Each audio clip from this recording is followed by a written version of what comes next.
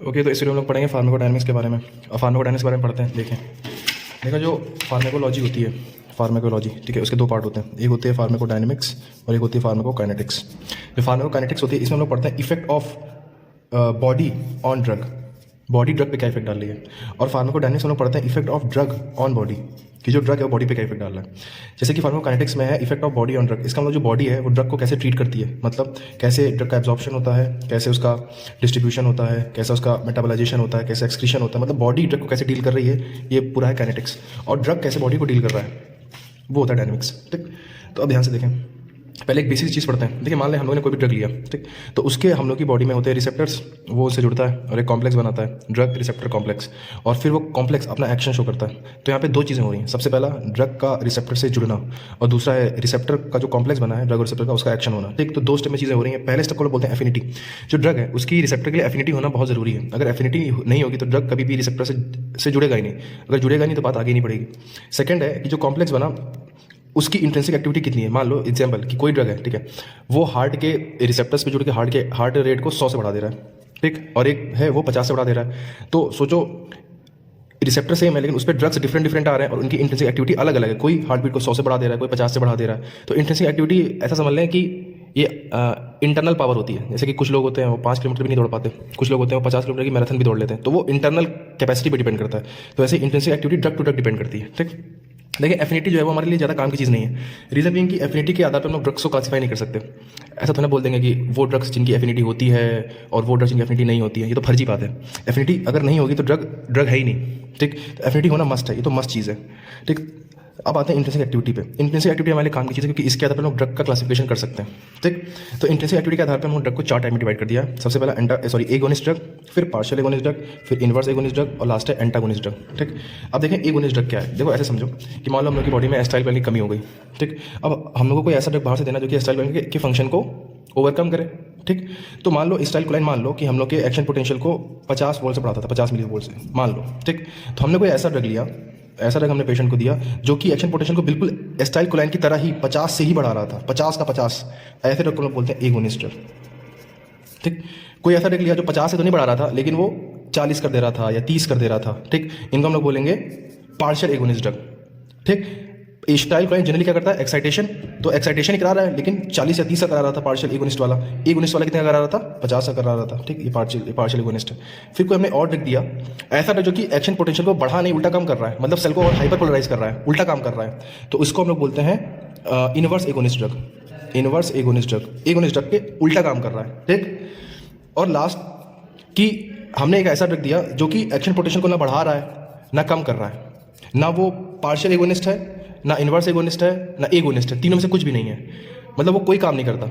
ऐसे ड्रग को लोग बोलते हैं एंटागोनिस्ट ड्रग। तो सवाल उठता है कि जब कोई काम ही नहीं करता तो उसका फायदा क्या बस ड्रग को देने का। तो ध्यान से देखें, ये रिसेप्टर्स को ब्लॉक करके रखता है, मतलब ये वैसे ही कि खुद तो काम करता नहीं है और पार्शियल एगोनिस्ट और इनवर्स एगोनिस्ट को भी काम नहीं करने देता। तो ये कंडीशंस को मेंटेन करता है, जैसी कंडीशंस है उनको वैसी ही मेंटेन करना, ये एंटागोनिस्ट ड्रग का काम होता है। तो एगोनिस्ट ड्रग जिनकी इंट्रिंसिक एक्टिविटी मैक्सिमम होती है, हम लोग इसको थोड़ी समझते हैं मैथमेटिकल फॉर्म में, तो +1 मान लो। ठीक, +1 इज मैक्सिमम, 0 इज नथिंग, और उसके नीचे जो है वो मिनिमम। पार्शियल एगोनिस्ट वो 0 से +1 के बीच में अपना काम करते हैं। मैंने अब एग्जाम्पल दिया था 40 कर रहा है या 30 कर रहा है। इनवर्स एगोनिस्ट उल्टा काम करते हैं तो निगेटिव, और एंटागोनिस्ट कोई काम नहीं करते तो ये बस बाकियों को रोकते हैं। ठीक, अब देखिए एक सिंपल सी थ्योरी है कि कोई भी ड्रग जो है अगर हम लोग देते हैं तो वो रिसेप्टर के एक्शन को या तो बढ़ा सकता है या तो कम कर सकता है। मतलब वही बात है कि कोई ड्रग हमने दिया, उसने हार्ट रेट को 100 से बढ़ा दिया, कोई दूसरा दिया उसने 50 से बढ़ा दिया, लेकिन हार्ट रेट को, मतलब वो ड्रग हार्ट रेट को अल्टर करेगा। मैं ये कह रहा हूँ, ऐसा नहीं कि तुमने कोई ड्रग दे दिया और उसने रिसेप्टर के नेचर को ही चेंज कर दिया, अब वो जो रिसेप्टर है वो ब्रोंकोडायलेशन करा रहा है, ऐसा नहीं होता।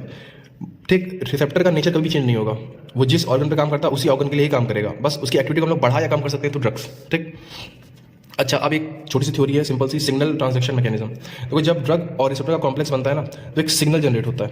ठीक, और ये सिग्नल ही फाइनली ट्रांसड्यूस होता है एक्शन में, इसलिए इसका नाम है सिग्नल ट्रांसडक्शन मैकेनिज्म। जो सिग्नल है ना यही अपना एक्शन कराता है। हार्ट ड्रग होगा तो हार्ट रेट बढ़ाएगा, कोई और ड्रग होगा तो कोई और काम करेगा। ठीक, अब ये सिग्नल क्या होता है, देखो ये सेकेंडरी मैसेंजर से जनरेट होते हैं, मतलब कोई ड्रग आके अपने रिसेप्टर से बाइंड हुआ, उसके बाद के जो इवेंट होते हैं ना उन्हें हम लोग बोल देते हैं सिग्नल, और उन सिग्नल से कैसे एक्शन आता है, कैसे एक्चुअल में काम होता है वो ये है, इसीलिए हम उसको बोलते हैं सिग्नल ट्रांसडक्शन मैकेनिज्म। अब जब कोई ड्रग अपने रिसेप्टर से बाइंड होता है ना तो वो अलग अलग तरीके से अपना काम करवाता है, अलग अलग तरीके से। ठीक, तो इन्हीं के आधार पर हम लोगों ने रिसेप्टर को 4 टाइप में डिवाइड किया है। ठीक, receptor on the basis of signal transduction mechanism कि वो सिग्नल कैसे कैसे जनरेट कर रहे हैं। 4 टाइप में है। सबसे पहला inotropic receptors, number 2 enzymatic receptors, number 3 जी प्रोटीन कपल रिसेप्टर्स और नंबर 4 इंट्रासेलुलर रिसेप्टर्स। देखें ये बहुत काम की चीज़ है। अभी जो आगे इसके बाद आएंगी वीडियोस उसमें अगर ये नहीं आता होगा ना तो फिर समझ नहीं आएगा, और ये बहुत बहुत ही ज़्यादा काम की चीज़ है, वरना मैं इतना फोकस नहीं करता। ठीक है, तो अब हम लोग पढ़ेंगे रिसेप्टर्स के बारे में, आइनोट्रोपिक, एंजाइमेटिक, जीपीसीआर और इंट्रासेलुलर। सबसे पहले बात करते हैं आइनोट्रोपिक रिसेप्टर के बारे में। तो ध्यान से देखें, आइनोट्रोपिक रिसेप्टर्स जो होते हैं वो रिसेप्टर जो कि आयन चैनल्स पे प्रेजेंट होते हैं उन्हें हम लोग बोलते हैं आइनोट्रोपिक रिसेप्टर्स। ठीक, जैसे मान लो कि नॉर्मल सेल है, ये कोई आयन चैनल है जो लाल रंग से बनाया है, और इसके ऊपर ये जो ग्रीन डॉट दिख रहा है कोई ड्रग है, ये आके बाइंड हुआ आयन चैनल्स पे। ठीक, क्योंकि आयन चैनल्स के ऊपर उसके रिसेप्टर्स प्रेजेंट होंगे। बहुत अच्छी बात। अब देखो ये मान लो अंदर पोटेशियम ज़्यादा होता है सेल के और बाहर सोडियम और कैल्शियम ज़्यादा होता है, तो जैसे ड्रग आके अपने रिसेप्टर से बाइंड हुआ, जैसे ही बाइंड हुआ तुरंत ही गेट खुल गए और तुरंत इन्फ्लक्स हुआ या आउटफ्लक्स जो भी हुआ होना है अपने कंसंट्रेशन ग्रेडियंट के हिसाब से वो हुआ, और जो भी कंडीशन हम चाहते थे इक्विलिब्रियम अटैच मतलब अटेन करना है, जो भी करना चाहते थे वो हो गया, और फिर ड्रग वहाँ से हट गया और जो चैनल से वापस से क्लोज हो गए। ठीक, तो ये जैसे कि सर ने एग्जाम्पल बताया था मेट्रो वाला, जैसे कि हम लोग जाते हैं मेट्रो में, तो मेट्रो में कॉइन डालते हैं तुरंत गेट खुल जाता है, तुरंत, कोई लेट नहीं होता उसमें। ठीक, तो ये बिल्कुल वैसे होता है जैसे ड्रग आके बाइंड करेगा अपने रिसेप्टर्स पे वैसे ही चैनल्स खुल जाएंगे, तुरंत खुलेंगे। तो ये फास्टेस्ट एक्टिंग रिसेप्टर्स होते हैं। ठीक, तो देखें आइनोट्रोपिक के बारे में बस 4 चीज़ें ध्यान रखनी है। सबसे पहले गेट पे होते हैं, present on the gate. Normally ion channel close होते हैं, जब ड्रग आता है वो बाइंड करता है तो चैनल ओपन हो जाते हैं। मोशन होता है अकॉर्डिंग टू कंसंट्रेशन ग्रेडियंट। अब बात आती है एग्जाम्पल की, तो देखें इसके एग्जाम्पल हम याद कर सकते हैं, जैसे कि जो नर्व का ट्रांसमिशन होता है तो आपको मालूम है कितनी तेज स्पीड से होता है नर्व का ट्रांसमिशन, तो इसका मतलब जो आयन चैनल्स है वो बहुत ही जल्दी खुलते होंगे। ठीक, तो ऑब्वियसली वहाँ पे कौन से होंगे रिसेप्टर्स, आइनोट्रोपिक रिसेप्टर्स। ठीक, तो इनका एग्जांपल है नर्व टू नर्व ट्रांसमिशन में जो आयन चैनल्स खुलते हैं, या फिर न्यूरोमस्कुलर जंक्शन पे नर्व टू मसल ट्रांसफर में। ठीक, अब देखिए ब्रेन में बहुत सारे न्यूरो ट्रांसमीटर होते हैं, जैसे कि गाबा होता है, ग्लूटामेट होता है, एसिटाइलकोलाइन होता है, बहुत सारे। तो उसमें जो गाबा होता है उसके कई टाइप के रिसेप्टर्स होते हैं, तो उसमें जो गाबा ए रिसेप्टर्स होते हैं वो होते हैं आइनोट्रोपिक। ठीक है, ऐसे ही एनएमडीए रिसेप्टर्स जो होते हैं ये ग्लूटामेट न्यूरोट्रांसमीटर के लिए होते हैं, ये भी कैसे होते हैं आइनोट्रोपिक। और लास्ट है 5-HT3 रिसेप्टर्स। ठीक, देखो जो सेरोटोनिन होता है उसके 7 रिसेप्टर्स होते हैं, 5-HT1, HT2, HT3, HT7 तक। ठीक, इतना। तो जिसमें 5-HT3 वाला होता है ना, सिर्फ वही क्या होता है आइनोट्रोपिक रिसेप्टर्स। तो ध्यान से देखें इसमें ज़्यादा कुछ था नहीं। सबसे पहला गेट पे प्रेजेंट होंगे, दूसरा नॉर्मली आयन चैनल क्लोज, जब लगेगा तो खुल जाएंगे, तीसरा motion according to concentration gradient, fourth fastest acting, example 5 है nerve to nerve, nerve to muscle, brain में गाबा ए और एनएमडीए, और 5-HT3 खत्म। बस इतना ही पढ़ना है। ठीक, नेक्स्ट हम लोग आते हैं एंजाइमेटिक रिसेप्टर्स के बारे में। ठीक, देखें ये थोड़ा सा इंपॉर्टेंट है, इससे भी इंपॉर्टेंट है जी प्रोटीन कपल रिसेप्टर वाला। ठीक, तो देखें जो एंजाइमेटिक वो होते हैं रिसेप्टर्स, इनके 2 साइड होते हैं। एक साइड होता है सेल के बाहर जहाँ पे आके ड्रग बाइंड करता है, और दूसरी साइड होती है सेल के अंदर जहाँ पे एंजाइम कोई ना कोई प्रेजेंट होता है और वो एंजाइम एक्टिवेट हो जाता है और अपना काम करने लगता है। ठीक, तो सिंपल सी बात है, मान लो ये सेल है, ठीक है, मान लो ये पूरा पेज सेल है, तो जो रिसेप्टर का उसके 2 साइड होंगे, एक सेल के बाहर जहाँ पे ड्रग बाइंड करेगा और ये एंजाइम जो कि एक्टिवेट हो जाएगा। ठीक, और एंजाइम एक्टिवेट होकर क्या करेगा, अपना फंक्शन करने लगेगा। ठीक, तो ध्यान से देख, सबसे पहले से एग्जांपल पढ़ते हैं। एग्जांपल है 3 साइटोकाइंस, प्रोलैक्टिन, इंसुलिन और ग्रोथ हार्मोन। ठीक, पिग हार्मोन से इसको याद कर लो, pig hormone, prolactin, insulin, growth hormone, और यहाँ पे साइटोकाइंस जितने भी इंटरल्यूकिन्स होते हैं वो इसके अंदर आते हैं। ठीक, अब देखें 3 टाइप के होते हैं एंजाइमेटिक, मैं आपको हल्का बताता हूँ कैसे कैसे होता है। देखो पहला होता है इंट्रिंसिक टायरोसिन काइनेज एक्टिविटी, तो सिंपल ड्रग आके बाइंड हुआ और अंदर एंजाइम कौन सा एक्टिवेट होगा, टायरोसिन काइनेज। ठीक, नेक्स्ट है non intrinsic tyrosine kinase activity. देखो यहाँ पे एंजाइम टायरोसिन काइनेज एक्टिवेट होगा, लेकिन डायरेक्टली नहीं होगा, कुछ स्टेप्स बीच में और एडअप हो जाएंगे और तब एक्टिवेट होगा, तो इसलिए हम बोलते हैं non intrinsic tyrosine kinase activity. और लास्ट है थ्रू ग्वानिलेट साइक्लेज, तो एंजाइम यहाँ पे कौन सा एक्टिवेट होगा, ग्वानिलेट साइक्लेज। खत्म, हल्का फुल्का समझ गए हम लोग, यहाँ पे टायरोसिन काइनेज, यहाँ पे भी टायरोसिन काइनेज बट इनडायरेक्टली, और यहाँ पे कौन सा ग्वानिलेट साइक्लेज और ड्रग के बाइंड हुआ। ठीक, अब ध्यान से देखिए मान लें ये इंट्रिंसिक टायरोसिन काइनेज एक्टिविटी, कोई ड्रग आया वो बाइंड किया रिसेप्टर के वाले पार्ट से जो कि सेल के बाहर था, अंदर एंजाइम एक्टिवेट हो गया टायरोसिन काइनेज। अब देखें, अब इसके बाद फर्दर बहुत सारे प्रोसेस होते हैं।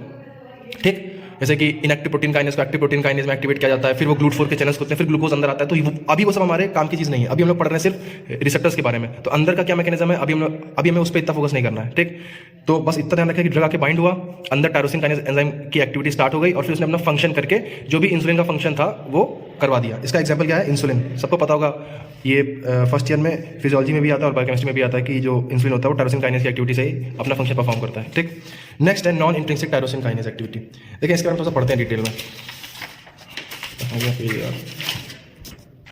हाँ देखें ये मान लें सेल है, यहाँ पे आगे बाइंड हुआ ड्रग। ठीक, तो और ये था रिसेप्टर में यहाँ पे कुछ प्रोटीन अटैच होते हैं, उन्हें बोलते हैं जैक प्रोटीन, JAK। ठीक, और ये है टायरोसिन रेजिड्यू।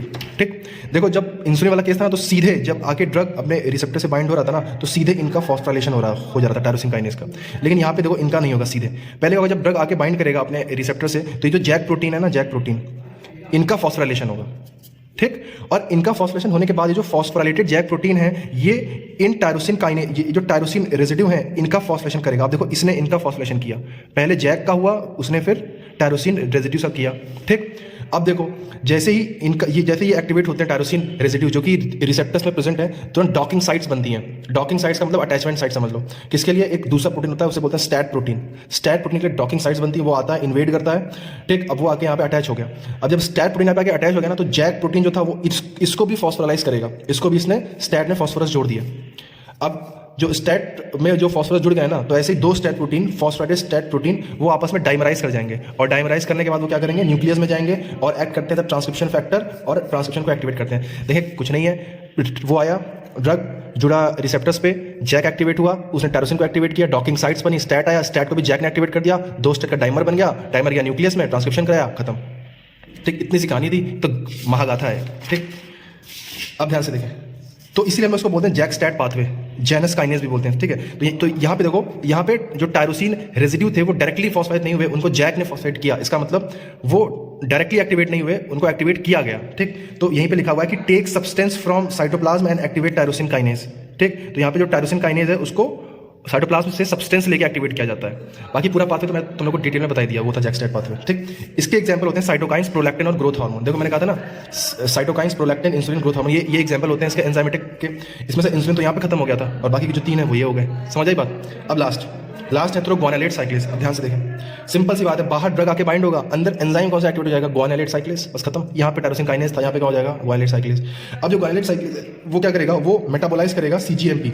जो सेल में सीजीएमपी बढ़ेंगे, तो देखिए जब सेल में सीजीएमपी बढ़ता है तो कुछ चीज़ें ध्यान रखें। देखिए जब सेल में सीजीएमपी बढ़ता है, तो जब ग्वानालेज साइक्लेज जो होता है वो एक्टिविटी करता है, तो सेल में सीजीएमपी की कंसंट्रेशन 50 टाइम्स तक बढ़ जाती है, और इसकी वजह से जो नाइट्रिक यूरेसिस होने लगता है, डाईयूरेसिस होने लगता है, वेजोडाइलेशन होने लगता है, और इनिबिशन ऑफ सर्टेन फैक्टर्स होने लगता है, ठीक। तो जब सीजीएमपी की कंसंट्रेशन बढ़ती है सेल में, तो चार चीज़ें होती हैं: नाइट्रिक, डाईयूरेसिस, वेजोडाइलेशन और इनिबिशन ऑफ सर्टेन फैक्टर्स, ठीक।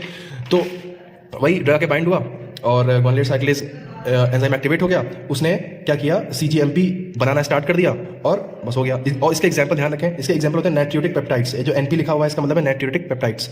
तीन टाइप के होते हैं, ए, बी और पी। ए, बी और पी नाइट्रियोटिक पेप्टाइड्स, ठीक। ये हो गया एंजाइमेटिक रिसेप्टर्स के बारे में। अब देखें, अब इसके बाद है जी प्रोटीन कपल रिसेप्टर्स, तो वो नेक्स्ट वीडियो में पढ़ेंगे, क्योंकि लेंथ बढ़ जाएगी। 10 मिनट के ऊपर की वीडियो तो मैं खुद ही नहीं देखता हूँ, ये तो 16 मिनट की हो गई।